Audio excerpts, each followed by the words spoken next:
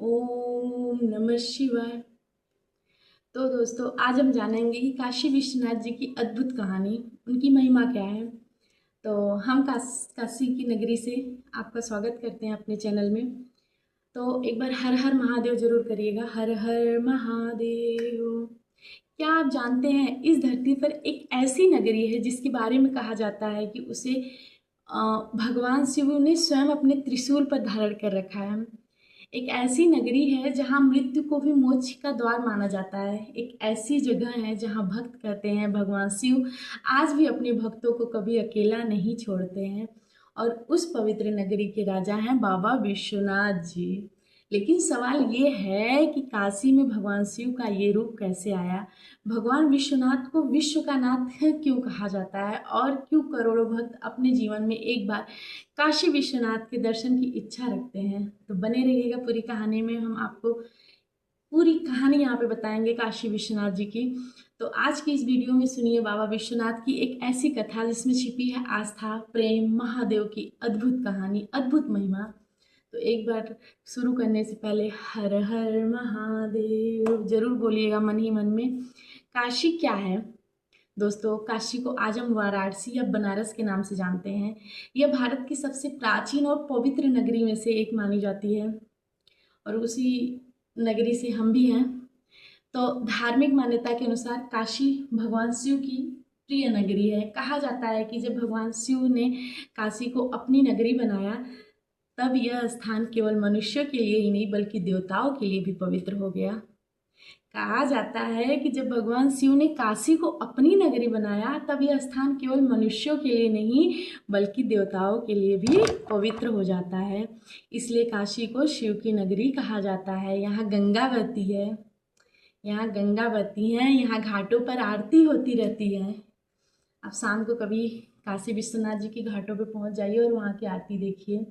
बहुत खुशनसीब लोग हैं जो ये इस मौके को देख पाते हैं, इस सुनहरे पल को अपनी आंखों से देखते हैं। और गलियों में हर समय एक ही नाम सुनाई देता है, वो क्या है? हर हर महादेव। अब सुनिए काशी विश्वनाथ जी की छोटी सी कथा आप सुनिएगा ध्यान से। पौराणिक मान्यता के अनुसार एक समय भगवान विष्णु और भगवान ब्रह्मा के बीच इस बात को लेकर विवाद हुआ कि दोनों में श्रेष्ठ कौन है। तभी भगवान शिव एक अनंत ज्योति स्तंभ के रूप में प्रकट हुए। समझ में आया ना आप लोग को कि एक बार भगवान विष्णु और भगवान ब्रह्मा के बीच इस बात को लेकर विवाद हुआ कि दोनों में श्रेष्ठ कौन है। तभी भगवान शिव एक अनंत ज्योति स्तंभ के रूप में वहां पे प्रकट हुए। उस ज्योति का न कोई आदि दिखाई दिया और न कोई अंत, न कोई आदि दिखाई दिया कि वो कैसे आए और कैसे गए, न कोई अंत। भगवान विष्णु उस ज्योति के अंत को खोजने नीचे की ओर गए और भगवान ब्रह्मा भी उसके ऊपर चले गए। मतलब नीचे ऊपर वो लोग खोज रहे हैं कि भाई ये ज्योति कहाँ से आई और कहाँ चली गई। लेकिन दोनों ही उस ज्योति को अंत तक नहीं खोज सके। तब उन्हें समझ में आया कि जिस शक्ति का न आदि है और न अंत है वही परम सत्य है, वही परम सत्य है। समझ में आया आप लोग को? एक बार मोटा मोटा दिखाऊं मैं, सुनाओ फिर से। सुन लीजिएगा, सुना देती हूँ। बहुत लोग होंगे जिनको समझ। ब्रह्मा और विष्णु के बीच ना मतलब एक बात पे बहस हुआ कि इसमें से श्रेष्ठ कौन है। तो वहाँ पे एक ना शिव की एक अनंत ज्योति स्तंभ के रूप में प्रकट हुई। मतलब शिव जी तो नहीं प्रकट हुए लेकिन एक अनंत ज्योति स्तंभ के रूप में प्रकट हुई। और ज्योति का न कोई आदि दिखाई दिया न कोई अंत दिखाई दिया ना। भगवान विष्णु उस ज्योति के अंत को खोजने नीचे की ओर गए और भगवान ब्रह्मा उस ज्योति के अंत को देखने के लिए ऊपर की ओर गए। लेकिन दोनों ही उस ज्योति का अंत नहीं खोज सके। जैसे कि हम जानते हैं ना हमारा विश्व है कहाँ शुरू होता है कहाँ ख़त्म होता है, हमें पता ही नहीं है कि हमारा ग्लोब कितना बड़ा है। एक हम मोटा मोटा आइडिया लगा सकते हैं। तो ये ज्योग्राफी की बात होती है। यहाँ पे हम कहानी भगवान विश्वनाथ जी की बता रहे हैं। जिस शक्ति का न आदि हो न अंत हो वही परम सत्य है और शिव जी का न आदि है न अंत है, वही परम सत्य है। इसी अनंत प्रकाश को भगवान शिव के ज्योतिर्लिंग स्वरूप को उससे जोड़ा जाता है। जो अनंत प्रकाश था उनका, इसी प्रकाश को भगवान शिवलिंग के ज्योतिर्लिंग से जोड़ा जाता है। और काशी में भगवान शिव के इसी दिव्य स्वरूप को काशी विश्वनाथ कहा जाता है। नहीं समझे होंगे तो एक बार फिर से, जिस शक्ति का न कोई आदि है न अंत है, वही परम सत्य है। इसी अनंत प्रकाश को भगवान शिव के ज्योतिर्लिंग स्वरूप से जोड़ा जाता है और काशी में भगवान शिव के इसी दिव्य स्वरूप को काशी विश्वनाथ कहा जाता है, अर्थात पूरे विश्व के नाथ कहा जाता है। यही कारण है कि काशी विश्वनाथ को भगवान शिव के 12 प्रमुख ज्योतिर्लिंगों में से एक माना जाता है। लेकिन बाबा विश्वनाथ वहाँ कैसे आए, ये सबसे बड़ी मतलब बात होती है। बहुत लोग उत्सुक होते हैं कि बाबा विश्वनाथ वहाँ कैसे आए। तो अब यहाँ एक महत्वपूर्ण हम आपको बात समझाएंगे। आप बस स्थिर से एक जगह बैठ जाइए। भगवान शिव के ज्योतिर्लिंगों के प्रकट होने की कथाएं मुख्य रूप से पौराणिक और धार्मिक मान्यताओं पर आधारित होती है। मान्यता है कि काशी में भगवान शिव शंभु रूप में विराजमान है। मान्यता के अनुसार यही है, अर्थात भक्तों की आस्था है कि बाबा विश्वनाथ को किसी मनुष्य ने स्थापित नहीं किया है, बल्कि भगवान शिव स्वयं वहाँ ज्योतिर्लिंग के रूप में प्रकट हुए थे।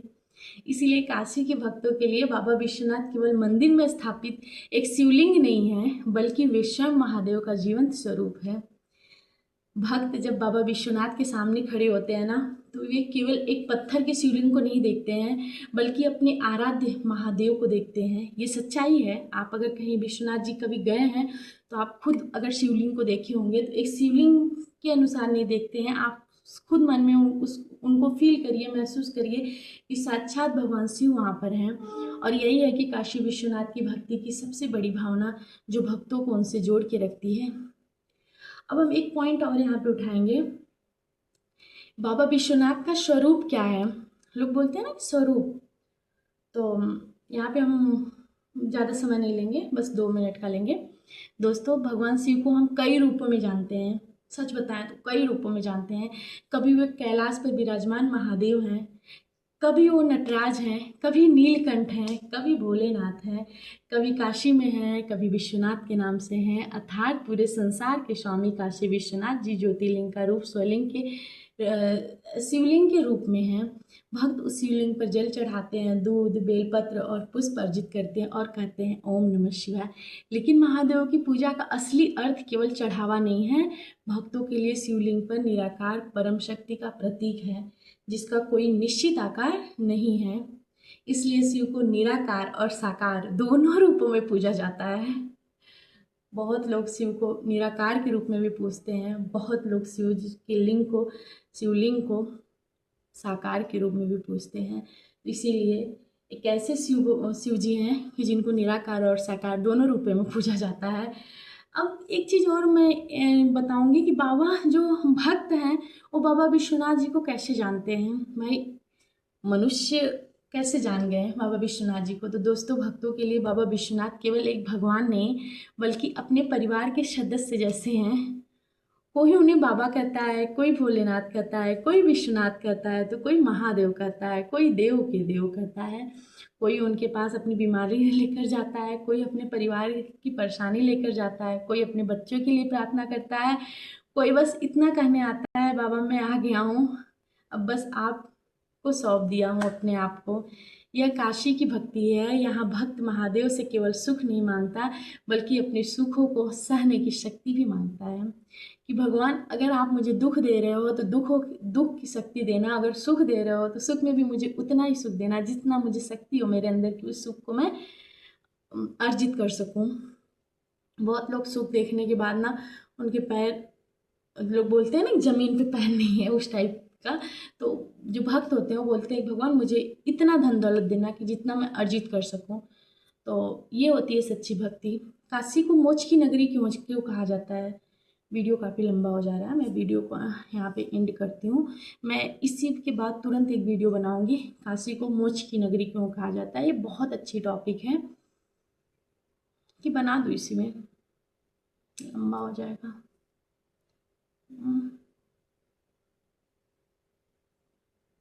चलिए बना देती हूँ ना, क्योंकि बहुत लोग को जानने की इच्छा होती है ना, तो बना ही देती हूँ। काशी को मोक्षदायिनी नगरी भी कहा जाता है। आपको पता है, हिंदू धार्मिक मान्यता के अनुसार काशी में मृत्यु होने पर भगवान शिव जी को मोक्ष का मार्ग प्रदान करते हैं। अगर कोई काशी में मृत्यु को प्राप्त करता है तो भगवान शिव जीव को, मतलब जो मरता है उसको मोक्ष का मार्ग डायरेक्ट प्राप्त करते हैं, चाहे वो पापी हो चाहे वो नहीं हो। अगर वो काशी में अपनी अंतिम सांस लिया है तो भगवान शिव उसके लिए मोक्ष का मार्ग खोल ही देते हैं, क्योंकि वो शिव जी की नगरी में अपना अंतिम सांस लिया है। यह प्रसिद्ध मान्यता है कि मृत्यु के समय भगवान शिव स्वयं जीव के कान में तारक मंत्र का उपदेश देते हैं।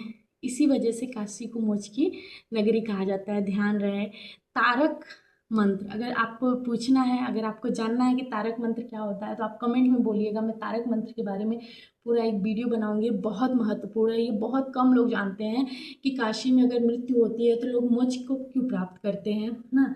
उसके पीछे यही एक मंत्र है, तारक मंत्र ना। तो तारक मंत्र के बारे में बहुत लोग नहीं जानते हैं। अगर सच में आप नहीं जानते हैं तो आप ज़रूर जानिए, क्योंकि जीवन का उद्देश्य ना दो ही जगह सीमित के रह जाता है, जन्म और मृत्यु ना। मृत्यु के समय अगर तारक मंत्र आप अपने मन में ही वो कर लिए, अगर आप काशी नगरी नहीं है तो उसका भी बहुत विशेष महत्व होता है। ऐसा लोगों के हिसाब से मान्यता है, और ऐसा तो कई जगह पुराणों में भी लिखा गया है तारक मंत्र के बारे में। तो इसी वजह से काशी को मोक्ष की नगरी कहा जाता है। ध्यान रहे, यह धार्मिक आस्था और पौराणिक मान्यता के अनुसार है, जिसका कोई वैज्ञानिक प्रमाण तो नहीं है, लेकिन बहुत जगह ये पाया जाता है। क्योंकि भक्त की भक्ति को कोई वैज्ञानिक तौर पे नहीं देख सकता है, मेरा मानना है। अब जानते हैं कि काशी विश्वनाथ मंदिर की ऐतिहासिक सच्चाई क्या है। अगर आप वीडियो में लास्ट तक जुड़े हैं ना, मतलब आप बहुत कुछ जान गए हैं यहाँ पर। दोस्तों, काशी विश्वनाथ मंदिर का इतिहास बहुत पुराना है, उतार चढ़ाव भरा पड़ा है। समय समय पर मंदिर को नुकसान पहुंचा और इसका पुनर्निर्माण भी हुआ है।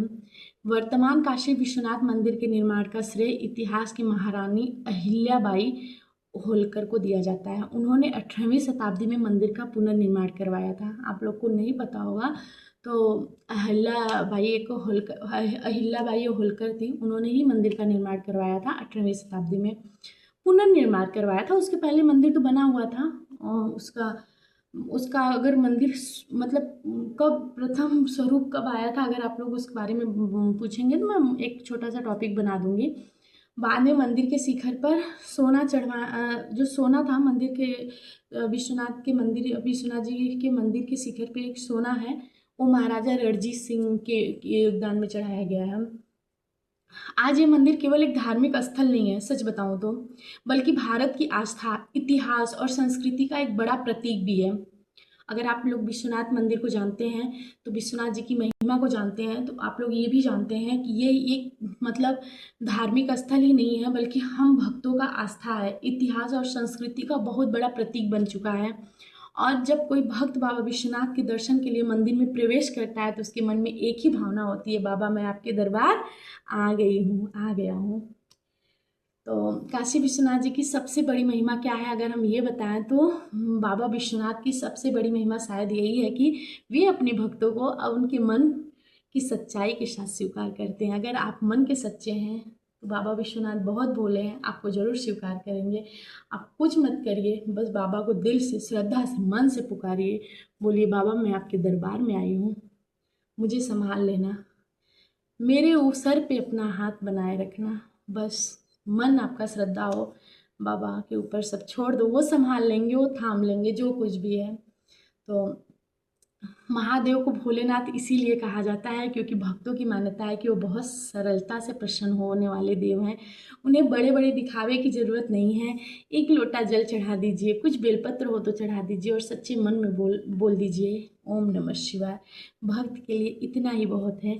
लेकिन याद रखिए, सच्ची शिव भक्ति केवल मंदिर जाने का नाम ही नहीं है। अगर हम किसी भूखे को खाना खिलाते हैं ना, किसी दुखी इंसान की मदद करते हैं जो सच में वो दुखी हो और वो भूखा हो, किसी के साथ कभी भी बुरा व्यवहार मत कीजिए।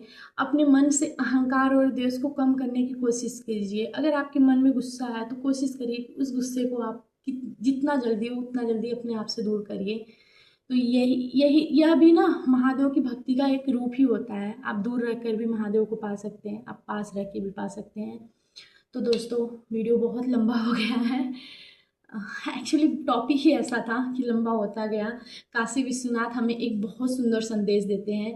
जीवन में चाहे कितना भी अंधेरा क्यों न हो, जीवन में चाहे कितना भी अंधेरा क्यों न हो, महादेव का नाम उम्मीद की एक किरण बन जाता है। मेरे महादेव का नाम उम्मीद का एक किरण बन जाता है काशी की गलियों से लेकर गंगा के घाट तक। काशी की गलियों से लेके गंगा घाट तक और बाबा विश्वनाथ के दरबार तक हर जगह एक ही आवाज़ गूंजती है, हर हर महादेव। कहते हैं उनसे, जिसने काशी को देख लिया उसने एक अलग ही दुनिया देख ली, क्योंकि उसी को कहते हैं शिव की नगरी। जिसने गंगा को महसूस किया उसने भक्ति को महसूस किया। मतलब सोचिए, जिसने काशी को देख लिया उसने एक अलग दुनिया देख ली, जिसने गंगा को महसूस किया उसने भक्ति को महसूस किया, और जिसने बाबा विश्वनाथ को सच्चे मन से याद कर लिया उसके मन में महादेव की भक्ति हमेशा जीवित रहती है।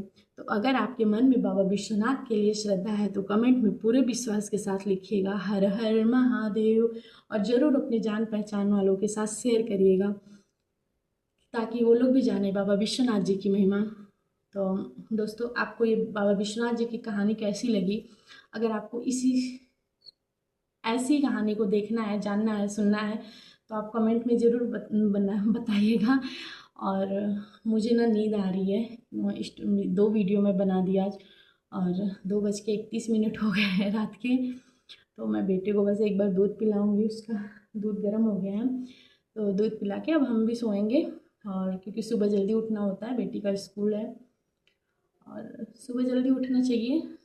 सुबह का स्नान, सुबह जल्दी उठने से बहुत सारी चीज़ें अपने आप को हमेशा एक नियमितता में बांध के रखिए। हमने वो बताया है ना कि सूर्य भगवान को जल क्यों चढ़ाते हैं, सूर्य भगवान हमें क्या सिखाते हैं। अच्छा, वीडियो बहुत लंबा बन गया, ठीक है। एक बार आप कमेंट में ओम नमः शिवाय ज़रूर करिएगा, ठीक है।